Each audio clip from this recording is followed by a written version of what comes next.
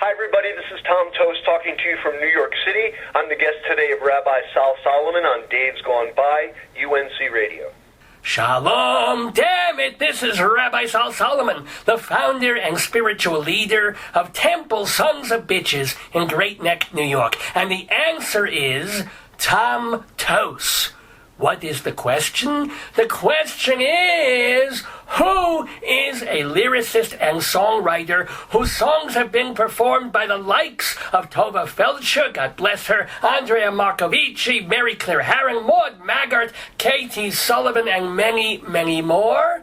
The question is, who has written children's musicals for TheaterWorks USA? The question is, who has been an all-time Jeopardy TV champion? And the question is, who has a brand new CD called Hopelessly in Love? The answer, as I said, is Tom Toce. Oh, and the one more question. Who is on the phone right now with us from New York?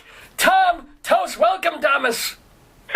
Thank you so much, Rabbi. And how wonderful it is, that Jeopardy technique of answers and questions makes a very good interview technique. Great lead-in, thank you. Oh, but you're so welcome. Well, it's a very Talmudic thing, because there's 15 questions for every answer. And usually the answer turns out to be wrong, then you have to ask more questions, then the questions screw you up, and that's why we're Jewish. Are you Jewish, by the way? I am not Jewish. Oh, God damn I live in New York, which makes you a little bit Jewish, I think, everybody who's paying attention, but no, I'm not. And you're in New York, and you work in the theater, which also makes you a little bit gay, even though you're not. So there we go. I don't even know. You're not gay. You have a wife, a second wife, and what, you have kids? I have a second wife. I have 2 children. My 2 children are half Jewish or all Jewish, depending upon how you look at the rabbinical law. Oh, boy. So wait, how did you meet your Jewish nice second wife? Oh, I met my Jewish first wife. Oh, I'm sorry. Forgive me. Children are from the first wife, and the second wife is non-Jewish. Now, how long have you been married to the shiksa? For 10 years. Oh, okay. I would say mazel, but you're still raising the kids in a Jewish fashion, right? Kind of? Yes. I mean, I'm not actively raising them. I mean, they're in their 20s now. They're kind of on their own, you know? Are they circumcised at least? 2 daughters, so no. Oh, no, okay.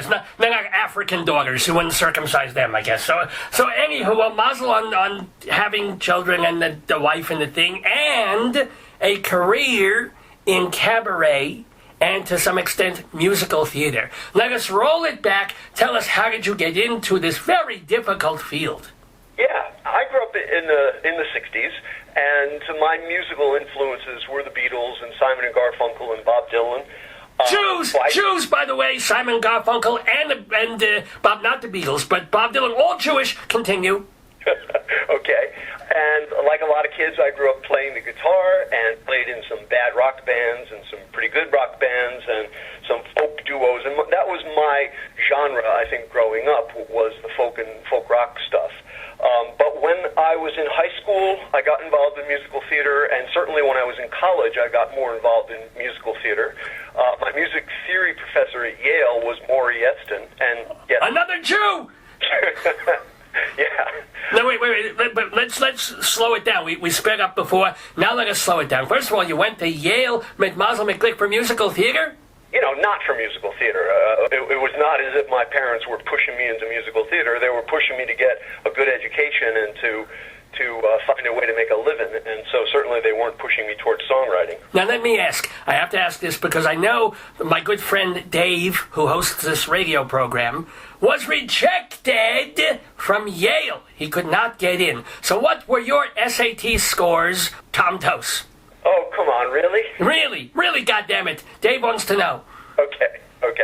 I scored very high on math. You bastard. Yes? 790 on math. Oh my God, that's 10 points under perfect. Yeah, I don't know what I got wrong, but and then on the verbal piece, I got 710. Whoa, all right, so you are a very smart human being, Mr. Tom. Did you have extracurricular activities? Were you in Glee Club or something, or debate team, or master debaters? See, I'm not going near that. So joy and bane of my life, and one of the reasons that I ended up on Jeopardy, is that I'm a little bit good at a lot of things, and I was the only kid in high school who was on the student council and in the drama club and on the math team. I mean, sometimes these are mutually exclusive, almost, organizations, but I was doing a little bit of everything. All right, I'll give you this because I know that I am bad at just about everything, so I also diversify. But you're at Yale. What's the truth? What did you hear while you were there about Skull and Bones? You know, we talked about the secret societies, and they have these big buildings. There's more than one secret society. But, you know, in the group that I was in, we kind of paid no attention to it. It just seemed as if it belonged to another world, another culture. You know, I'm a middle-class kid from East Hartford, Connecticut, and Skull and Bones was a million miles away from anything that I knew about. And so what was the weirdest rumor you heard while you were there? Because it must have, come on, you were on the campus, it was still secret, and yet you were much closer to, you were by the buildings. What emanated from those buildings? Yeah, nothing, you know, that the secret societies, that if you ever mentioned the phrase Skull and Bones, and if there was a true member of Skull and Bones present, he would have to leave the room. That's not such a big deal. There were things about the initiation rites and people having to tell their sexual histories, but like I said, I didn't really know too much about it. That's a frat party, for crying out loud. That's like a big deal to tell. Anywho, oh well. Let me ask you another Yale question, Tom Toce. Were any of your Yale classmates, have they gone on to notoriety? Will we know them from theater, movies, anything like that? Sure. Well, so Maury Yeston was a professor, and he's gone on to write several Broadway shows. I had a classmate who I did a show with, a cabaret show, during my junior year, named Tommy Newman. He goes now professionally by Thomas Newman, is a well-known film composer who has done a lot of scores for movies. And is he related to Randy Newman? He is Randy Newman's cousin. Ah, there we go. The next generation, Tommy's father was Alfred Newman, who wrote all kinds of scores in the 40s. Of course. And by the way, all of them, Thomas, Randy, they're Jewish. Just putting that out there.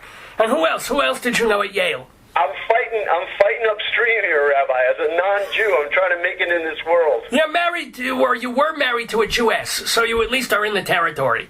Okay. But no, they don't have to be Jewish, other people that you knew at Yale, but anybody else who went on, you know, that you've heard of now. Sure. So here's one. Now, here's somebody who I think is decidedly not Jewish. Sheldon Whitehouse is the senator from Rhode Island, and he was a classmate. He was actually a hallmate on my suite one year. Okay, well, Sheldon has a Jewish tinge to it, but Whitehouse, well, there'll never be a Jew in the White House in my lifetime, I'll tell you that. But anywho, all right, so that's a somebody. And let me ask, since you got to study with Maury Yeston before he went on to do, Titanic, and he was involved in Nine and some other Broadway shows, what did you learn from Maury Yeston? Well, several things. I mean, Maury had a split personality as well. He was a serious musicologist, serious music theory professor, but then he also had a love for jazz and show tunes.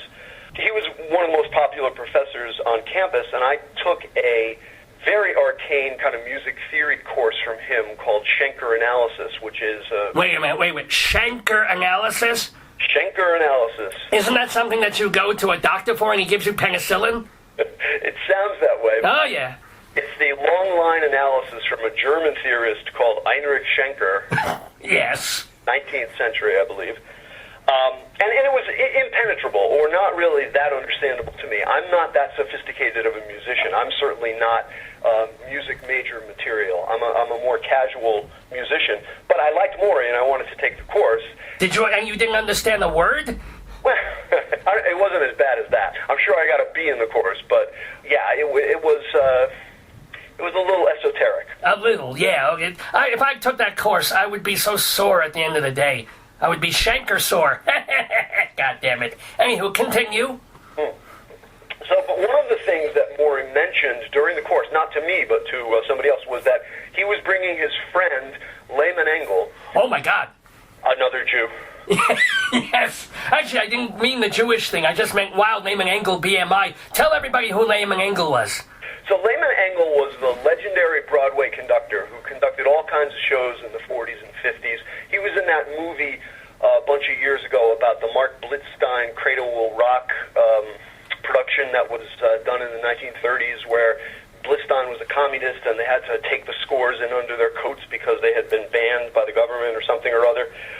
Lehman was the conductor of that. He conducted a lot of shows in the 40s and 50s like Little Abner and Pins and Needles, and you can see Lehman's name on a lot of cast albums. Somewhere in the 60s, I think, he started a songwriter workshop. He was not a songwriter himself. I think he wrote some incidental music, probably wrote some songs, but he was not known as a songwriter, but he was known as somebody who knew Broadway very, very well, wrote a lot of books about the making of a musical and the theory behind how musicals are created. He started a songwriter workshop through BMI in New York in the 60s. So you were introduced to Lehman Engel, and then did you become part of the nascent version of the BMI Writers' Workshop? I did. It had been going on for several years at that point. Maury brought Lehman to Yale to teach a special seminar. So I took a course in theater songwriting for credit at Yale. Oh, you lucky bastard, yes? Yeah, how about that?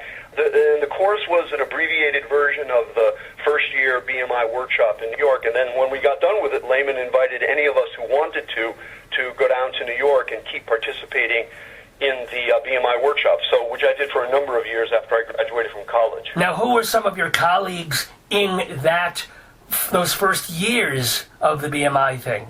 Okay, sure. There were some illustrious ones besides Maury. There was Ed Kleban, who wrote the lyrics to Chorus Line. And of course, if people know the Broadway musical from a decade or so ago called A Class Act, it was all about Ed Kleban. It was all about the Writers' Workshop itself. Did you see that show? I did see the show, and I saw it in its creation when Ed was bringing it into the workshop in the late 70s. Wow. And there's a song in it, as I recall, about being, because you're involved in the theater, you got to be, there's a guy who's trying to write who is not Jewish and not gay. What a hard time he's having playing against the stereotype. That's marvelous. And who else besides Ed Kleban was in your cohort? Alan Menken. Oh, my God. I talked to Alan Menken a couple of months ago. Wonderful man. Jewish man, by the way. But also wonderful, so talented. Who else? Lynn Ahrens and Steve Flaherty. Good Lord. These are the crop of modern American musical theater of the past 20 years. Yeah, and not that anybody's keeping score, but I think they're 50-50. I think Lynn is and Steve isn't. Oh, I mean, Jewish. Oh, yeah. I'll take half. Half is okay. If it could nudge like 1% somehow. Who would you say, Lynn is Jewish?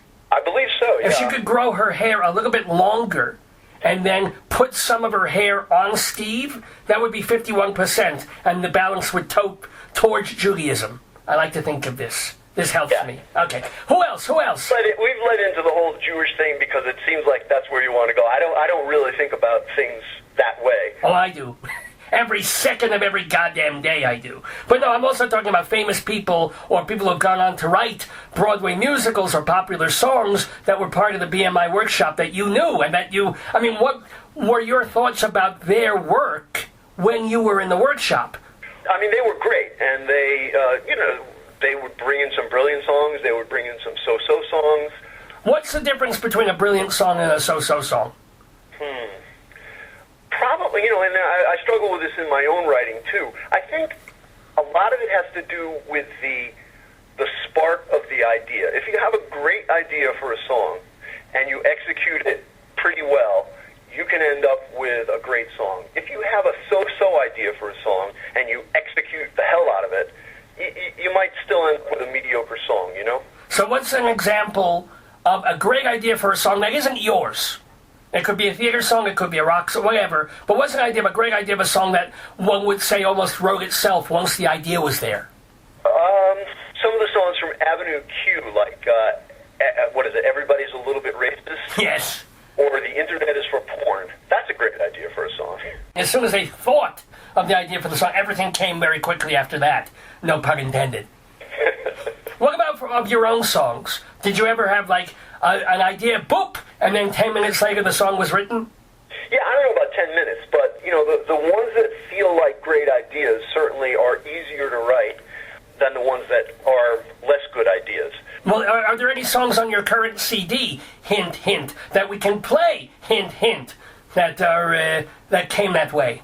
Yeah, I think this first song that I'm going to mention is going to bring it all together for us, Rabbi. It's going to make us good friends, and it's going to bring a lot of the themes of this conversation together. And that song is called Shalom Santa.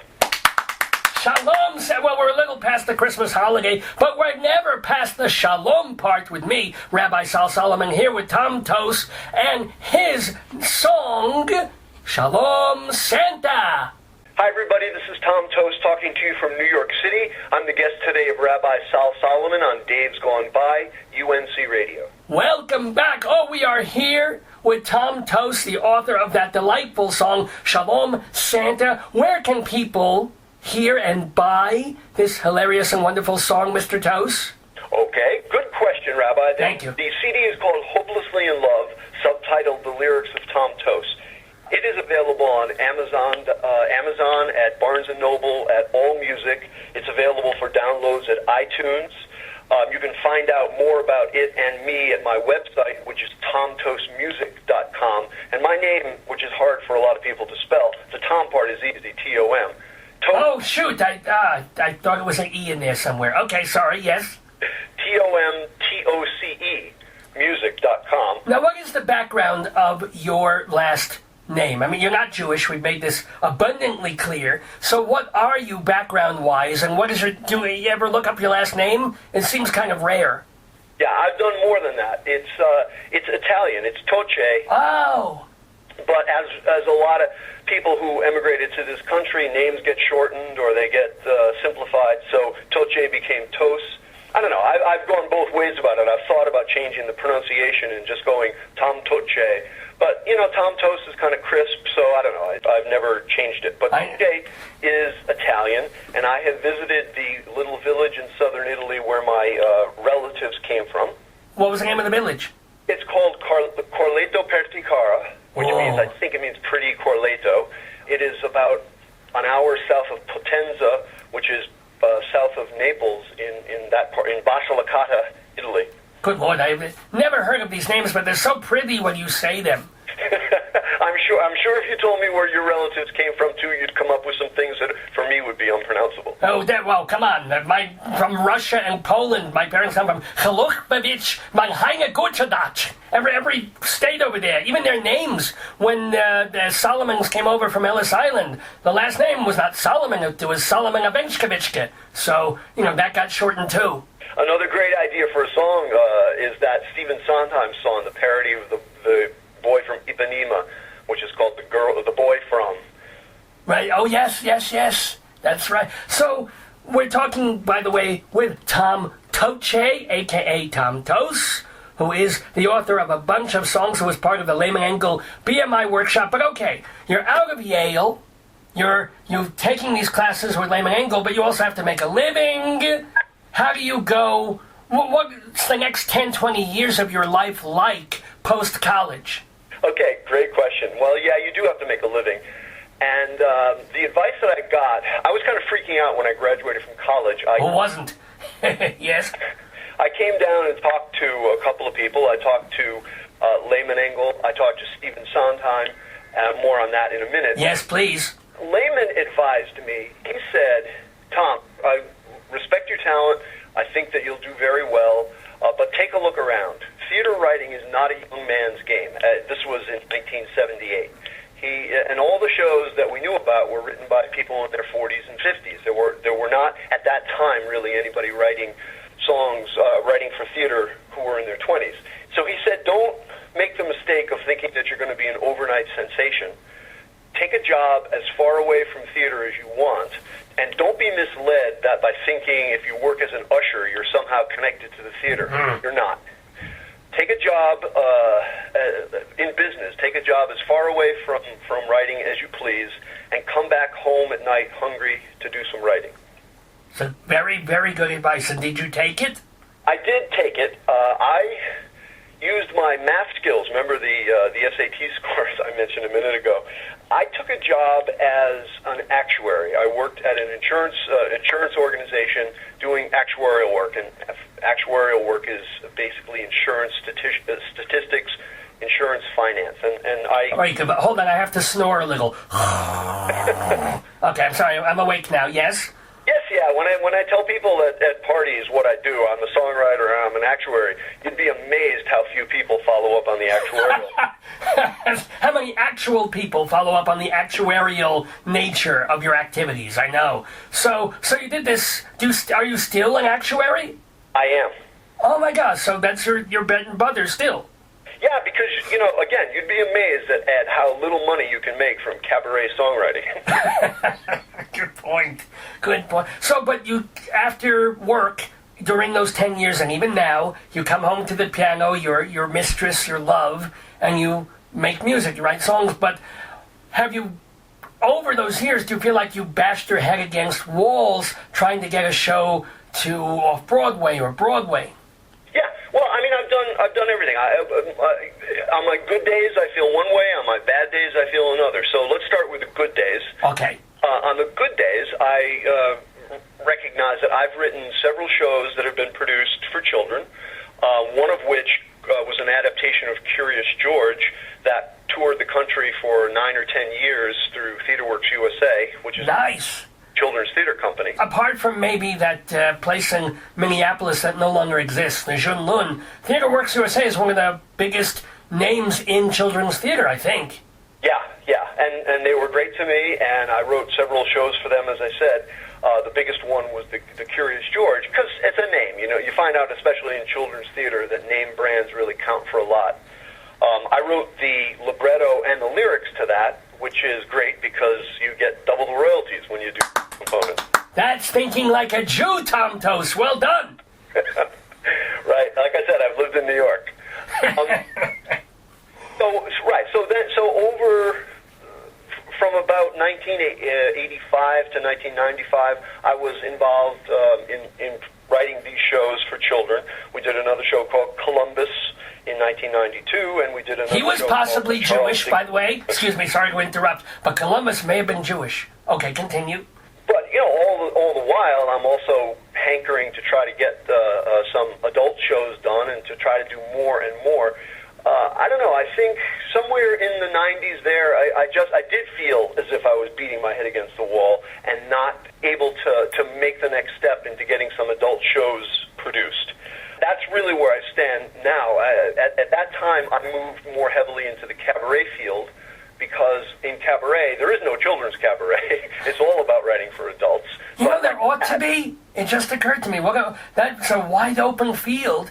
Parents would drag their kids to a 45-minute thing. It would be songs. It would be like Rafi, but in a more theatrical context. You could do that. I'm giving you a $3,000 idea right there. It's great. And with a 2-drink minimum, you can. That's right. It's a 2-milk minimum right there. Very good. Let's hone in a little bit on that 1990s period, because you've seen, and with all due respect, you saw Ahrens and Flaherty getting shows up, you saw these other, Maura Yeston, your teacher getting shows up. How close did you get with a show to being in the mainstream for a grown-up adult musical show?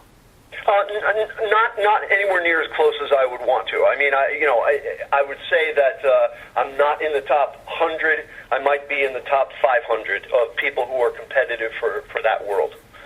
What do you think was did you try collaborating with some of your BMI people? I did. I've had some look, it is a struggle, and there are 10 or 20 people who have managed to crack through and do it professionally and make a living doing it. There's another 80 people who have had some significant shows produced, but they haven't made a lot of money. And then there's the next tier, which is the tier that I think that I'm in, and it's, I don't know, probably if I knew the answer, I wouldn't be, right, where I am. Have a different conversation. I'm just so curious about, if you're talented and you prove that, and you have the background that you've got, and you've had people record your songs, I just wonder about that little missing whatever. And at a certain point, I guess you kind of stopped trying for that, but you'll still write children's shows, and you'll still, of course, write songs for the Cabaret Theater.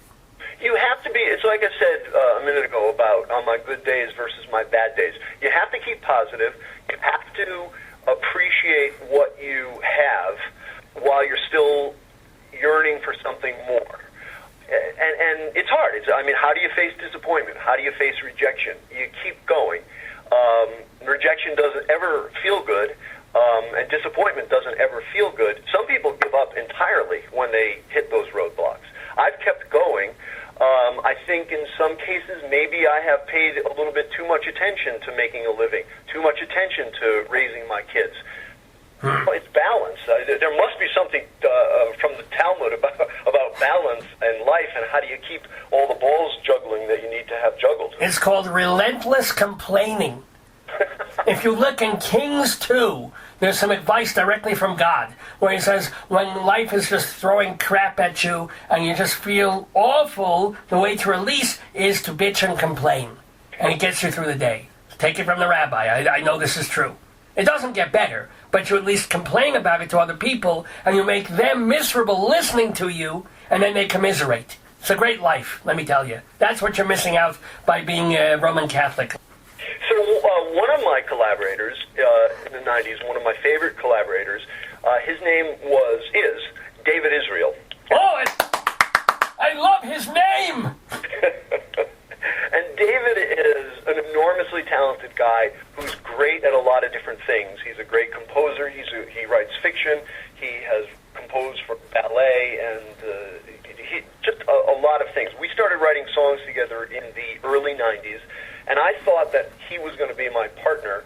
But after a couple of years of it, he got very frustrated and lost faith in his own path through theater songwriting, and he went on to do 10 other things, some of which I mentioned, like writing novels, and now he's doing web design in LA. And so one of the problems with collaboration is you gotta depend on other people. And right. So however hard it is for me to make my own way in the world, it's also been difficult to find other people to help me make my way.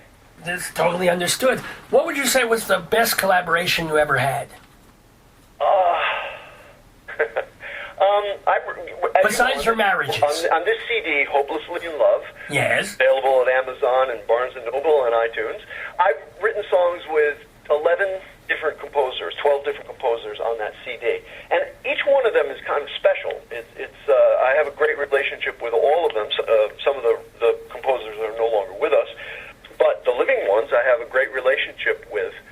I think that my favorite collaborators were David Israel and Doug Cohen. Douglas J. Cohen. He did No Way to Treat a Lady, right? That's right. And Doug and I wrote 2 of those children's shows together. Oh.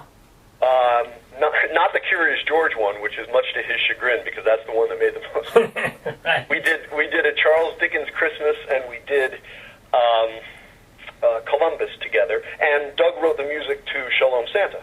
Oh, okay, well, good. That's the song we played a little while earlier. That's great. What have been the shining moments of people covering songs that you have written? Since you don't generally do them yourself, other cabaret people are doing the songs of you. What are some of the great highlights of that? Okay, so chronologically, I would say the first highlight was, I mentioned Stephen Sondheim before, and when I was in college, I wrote a parody of Send in the Clowns. That's something that a lot of writers do, especially when they're beginning their careers, is you write parodies of songs for fun and usually not for profit unless it's forbidden Broadway. But I wrote a parody of Send in the Clowns called Send in the Clams. The Clams, yes.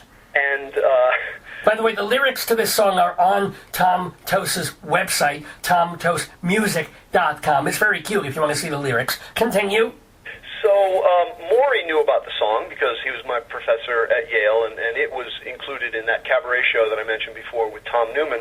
And Maury got me Stephen Sondheim's address and encouraged me to send him the lyric and a recording of the song, which I did. And Steve Sondheim wrote back to me immediately. One of the amazing things about Stephen Sondheim is he must employ a team to handle his personal correspondence, because everybody that I know who has ever written to him has gotten a response, and usually a pretty speedy response. So he loved Send in the Clams, and he displays it on his bulletin board in his home, and he recommended it to several singers. And so I would say that the first cover that I ever enjoyed and was very thrilled about was hearing people sing my parody of Send in the Clowns. Well, did you take that opportunity to, now that you had an in with Sondheim, to have him look over some of your other lyrics? Did you ever get any advice or chastisement about a false rhyme or something like that from Sondheim? Yeah, you get all that stuff. I did send him lyrics. I did talk to him about songwriting.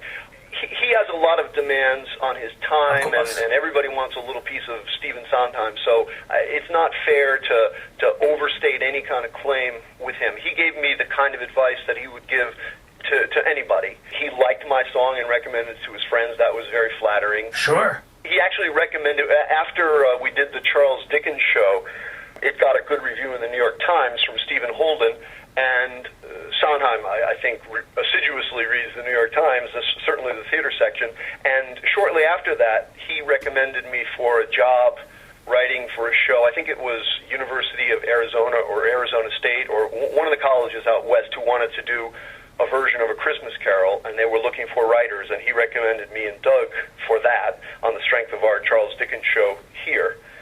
He didn't see the show, but he just read the review. But it still was great that Sondheim recommended us. Yes, I mean, who would turn down if Sondheim recommended any writer for anything? It'd be an instant, like, okay, all the other applicants go in the flush pile. That's amazing. That's wonderful. What about some other highlights of people who have covered your music? So then the next important contact in Cabaret was Andrea Marcovicci. I first heard her sing in 1988. This was at Symphony Space in New York, who ran an all-day Cole Porter concert. Symphony Space used to do, and may still do, these concerts they call wall-to-wall Cole Porter or wall-to-wall George Gershwin. It's an all-day-long concert, and I went to it for a few hours, and somewhere in there, Andrea came out. I had vaguely heard her name, but didn't really know anything about her. And she came out in between the Yale Glee Club and some other cabaret singer, and she announced that that the song that she was intending to sing had just been performed by the Yale Glee Club or somebody, so she had to do a different Cole Porter song, which I believe she performed from the sheet music. Oh, wow. The song that she performed was a Cole Porter song called The Physician. Do you know the song? I'm afraid I do not, although I see a physician almost every day for my various ailments. But the song of The Physician I'm not familiar with. Well, it's a typical Cole Porter list song. One of the reasons you don't know it is not top drawer Cole Porter. It's not Night and Day or Begin to Begin or anything. It's decidedly, I don't want to say second rate, but second drawer Cole Porter. So it's pretty hard to impress me with any Cole Porter song. It's pretty hard to impress me with a second drawer Cole Porter song, but she totally knocked me out. I loved her performance. And then I think she sang a better-known song, I forget which one, maybe At Long Last Love, and that concert. She just did two songs, and I was charmed and totally swept. And so she was appearing at the Algonquin at the time, and I wrote her a fan letter and told her I was a songwriter and wanted to write 100 songs for her, or at least one. And so she got in touch with me and invited me, and Doug, I think, who was my writing partner at the time, invited us to the Algonquin to hear her, and then we started sending her songs. Again, everything in this world is harder than you ever think it's going to be. So she didn't take to the first song that we sent, or the first few songs that we sent. It wasn't until a few years later, actually when I had started writing with David Israel, that something about David's music resonated with her, and she became interested in my songs. And then, she was always interested in the songs, but she became interested and wanted to sing them. So that was very exciting, the first time that she ever put one of my songs into her cabaret show. And then there's been more of a relationship since then. She's done other songs of yours over the years. Yeah, she had. She did an album in the mid-'90s called New Words, which was obviously... New Words is a song by Maury, by the way, that a lot of people know. And but the album was about new songwriters. And I had two songs. David Israel and I had two songs on that album. One was called Michael's Song, and the other was called A Brave and Foolish Thing. So she started not just singing our songs, but she started recording them. So over the years, she has recorded, I think, 4 or 5 songs. Not bad. And she has sung probably that many more in concert, in her various shows. Rather, what's a really nice confluence of things here is that Andrea Marcovicci was a guest on the Dave's Gone By radio program a few weeks ago, and she was even talking about that last night when she was singing at the Algonquin Oak Room, the last day that the Oak Room was in existence, this fabled, legendary room. And were you there that night? Did she do a song of yours that night? She did do a song of mine. That was a 6 or 8 week run, so I wasn't there, I don't think, on the last night, but I was there 2 or 3 times during the run. Yeah, she sang a song of mine called The Night I Fell in Love with Paris. That's also on the CD and in my Cabaret show. On the CD, we had a guest artist sing that a lot during the run of my Cabaret show, and on the album, it's sung by Jane Monheit. Oh, excellent. So let's hear... why don't you set it up for us, Tom Toce? Tell us one more time about your album and set up this song. Sure. The album is called Hopelessly in Love, the lyrics of Tom Toce. It's available everywhere CDs are sold, like Amazon, Barnes & Noble, AllMusic. It's available for download at iTunes. You can find out more information about it and me at tomtocemusic.com. The setup for The Night I Fell in Love with Paris, this is a very Andrea Marcovicci kind of song. I think as I was writing it, I was channeling Andrea. We were in Paris. This was in June of 2011. My wife and I went to Paris for the first time, and I was back in the hotel room, and I just started writing in my journal and started writing a lyric that pretty much, with very little refinement, is the lyric that ended up in this song. The song is about the Fête de la Musique. The what? Is the Fête de la Musique, which is the Festival of Music. Oh, okay. I thought you said something filthy there. Yes, okay. Every June 21st, summer solstice, in Paris, and I think many other places in France, it's a night devoted to live music. And on every other street corner in Paris, there are musicians playing music. And a couple of things struck me romantically and humorously about that. Romantically, it's just, oh my God, you're walking down the streets of Paris and you're hearing great musicians on every other street corner. The humorous thing was that none of the songs were sung in French. You'd like to think that you'd walk down and you'd hear a Louis Jordan song or an Edith Piaf song or something. But I think every song that we heard was an English-language rock song. They were singing Wrecking Ball and Born This Way. What can I tell you? No. But... They were singing Losing My Religion. They were singing By the Police. They were singing, Every Breath You Take. It was magical, nonetheless. So I wrote a song about that. The other little piece of nugget of information that appealed to Andrea a lot was that there's a tradition in Paris, and I think of some other cities, of lovers inscribing their names on padlocks and then hanging the padlocks on the bridges across the river. So when you walk across a bridge in the River Seine, you see all these padlocks.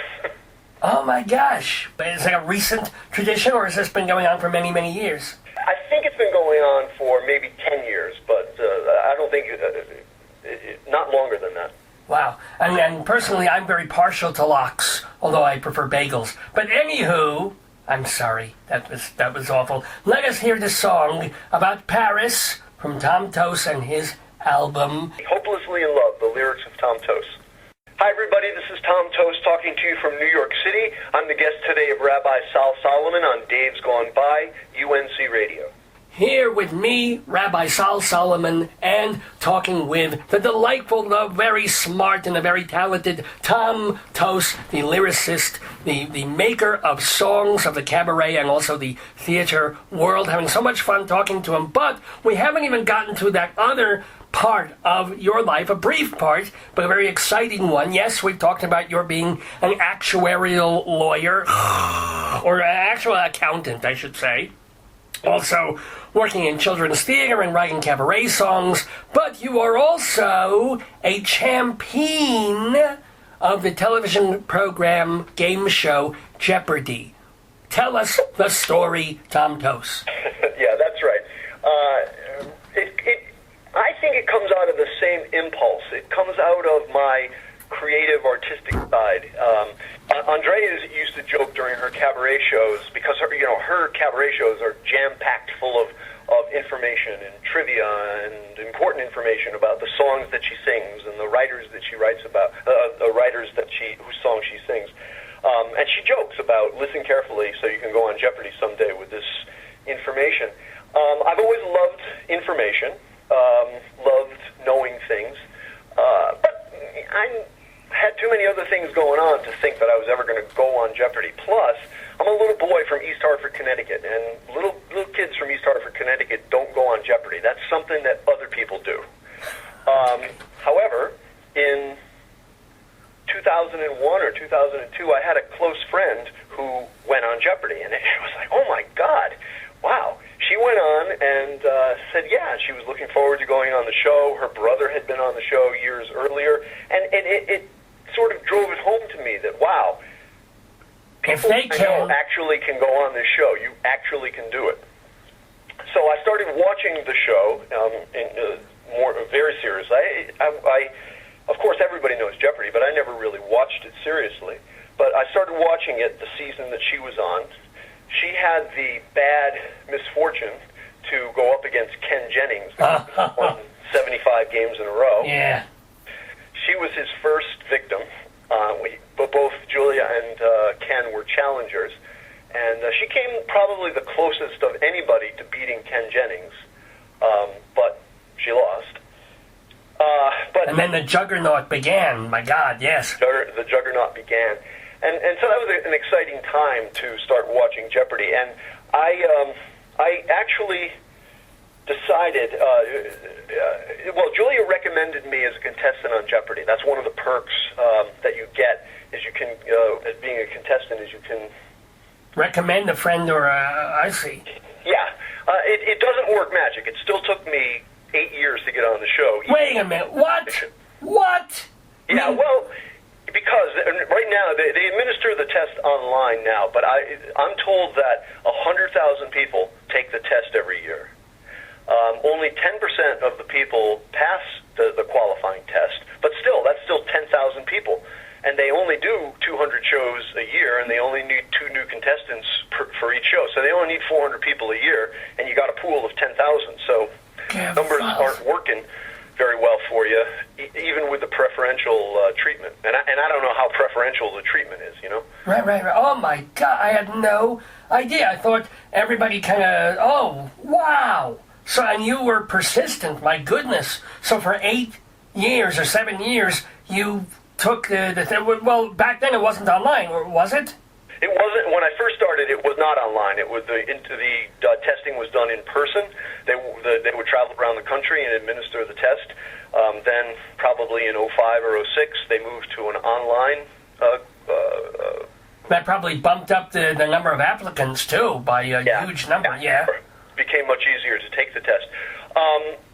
But I used those years kind of profitably, because I decided, I remember a colleague of mine, an actuarial colleague of mine many years earlier had told me that he was going to go on Jeopardy, and that if he got on Jeopardy, he was going to approach it as if it were an actuarial exam. Now, we haven't talked about actuarial exams, but... Thank God, but okay, yes. Actuarial exams are like taking the bar exam 10 times in your life. They're very hard tests. Right. Pass ratios are very low. It's a lot of cramming and memorizing material. And if you can take that time and that energy and that impulse and devote it to Jeopardy, you actually have a theory going on, because Jeopardy it's not, there is a finite amount of knowledge or a finite amount of things that they're going to ask you on Jeopardy. They're not going to ask you who your mother was, or they tend to focus on certain categories. True. If you watch the show a little bit, you can learn those categories. They keep coming up over and over. American presidents, world geography, what else?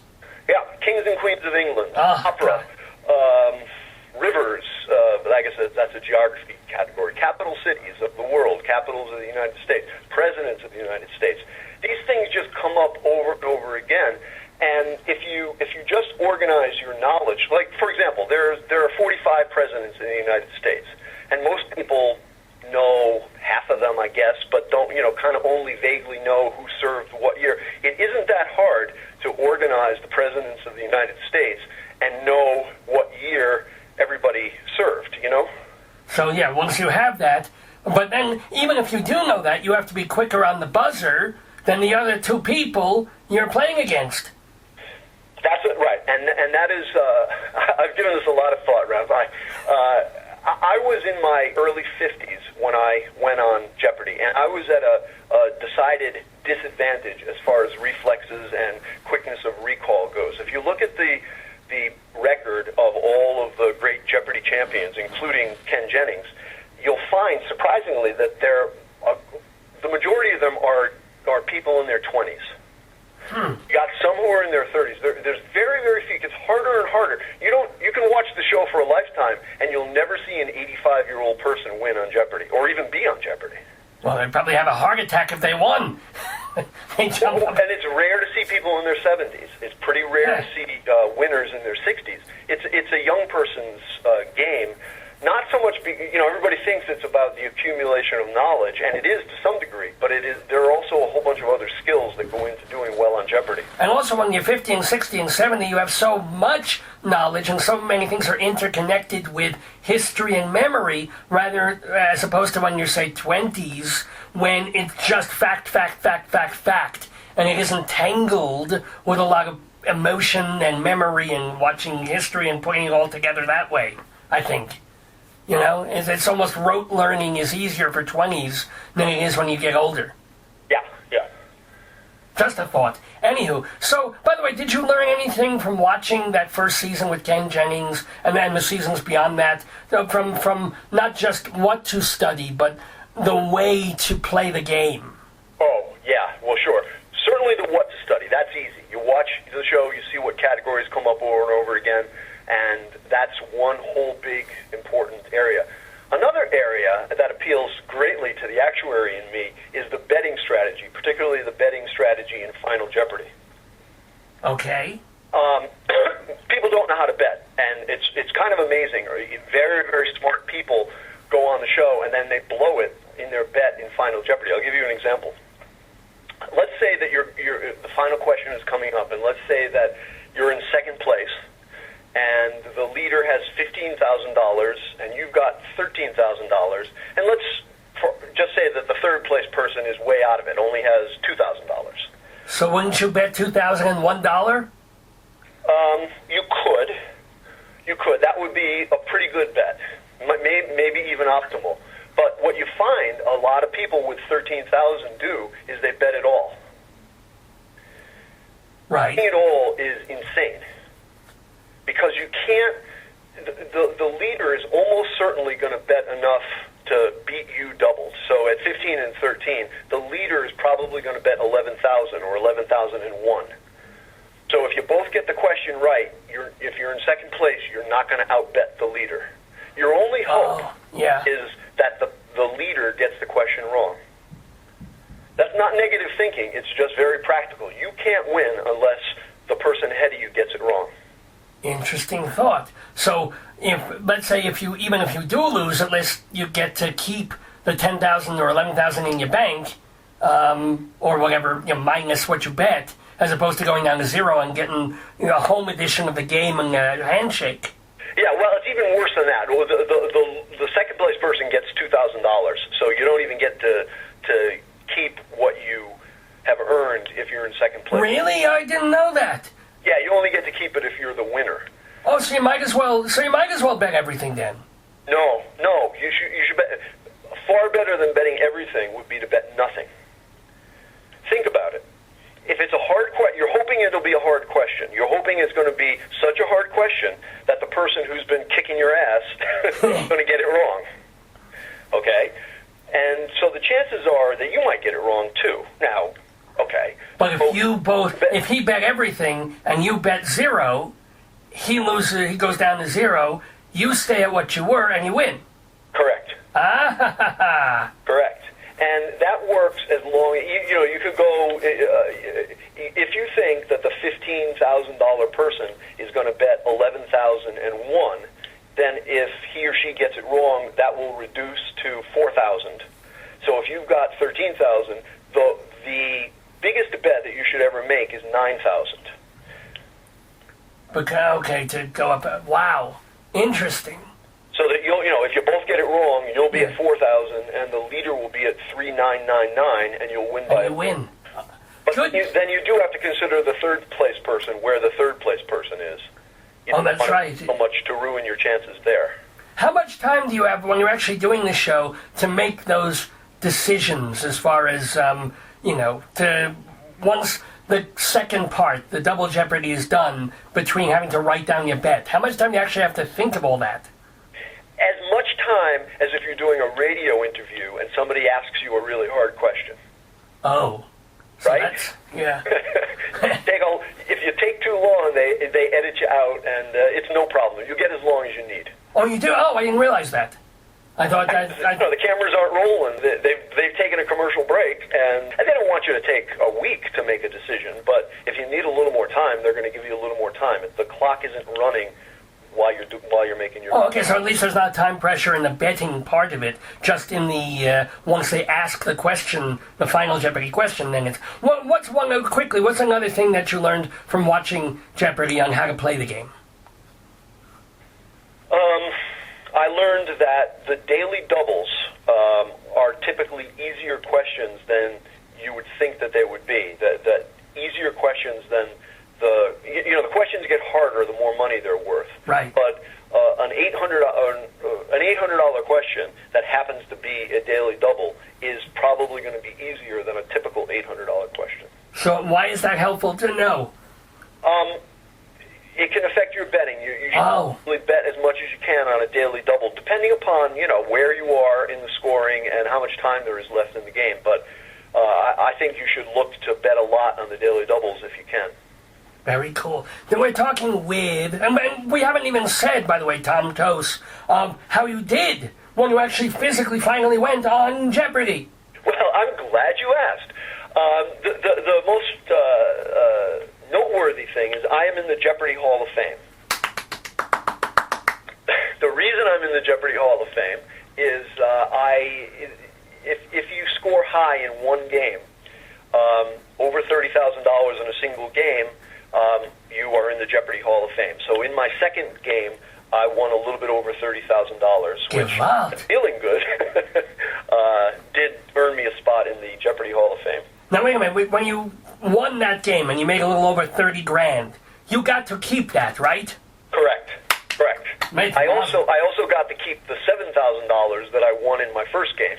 So you have these wide swings in Jeopardy. It all hinges, or a lot of it hinges, on how hard the final Jeopardy question is. I got the first one wrong, but I won the game because the second place player didn't know how to bet. I won the second game because the second place player was close to me. I had, 19,000, and she had 16,000, so I had to bet enough in case she bet it all. That's how I won. I think it was about 32,000 in the second game, and then I got beaten in the third game. Do you remember the question that beat you? Well, there was no single question that beat me. In the third game, what beat me was a guy who was very smart, who was in his 20s, who was faster at the buzzer than I was. Did you make it to Final Jeopardy in the third game? Oh, yeah, I did, but I didn't have a chance of winning. He had a lock game. He had more than twice. More than double, so yeah. Yeah. All right, well, good, but hey, not bad to be a winner twice on Jeopardy, which is so tough to get into. Now, can you ever go back on Jeopardy, or is it one time and you're done, unless you're a Ken Jennings for a specialty thing?